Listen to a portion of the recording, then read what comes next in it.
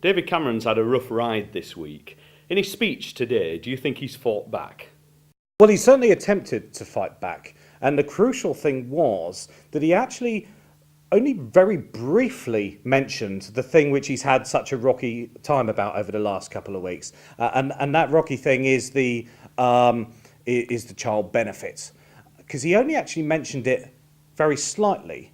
But nonetheless, the underlying themes of what he was talking about were the fact that cuts were inevitable due to the record of the Labour government.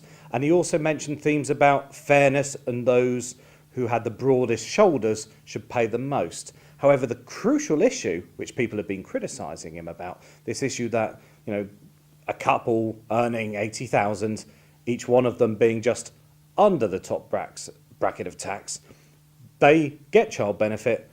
A family, a single parent, or a family where one person stays at home and one person earns, and they're over that limit, loses it. So that issue of fairness was not dealt with at all in today's talk. So, you know, he doesn't want to be drawn on talking about child benefits. In politics, it's important to set the agenda.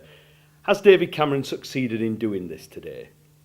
Well, I don't know if he succeeded. We'll see what happens over the next few days in the press and what people refer to. But he certainly tried to. And I'll tell you for why. By talking about, firstly, the big society, this theme that Cameron was talking about prior to the election and even prior to that. And he talked an awful lot about that. That's not going away.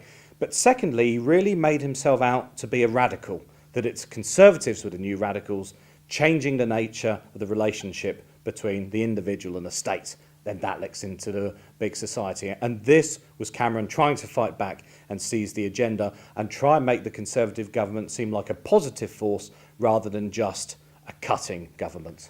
And has he succeeded in doing this? I think cuts are so important, and everybody in the public sector are looking forward. If this government is to be about anything, it's going to be about cuts for the next 6 months. In 6 months' time, then maybe he'll be able to seize the initiative.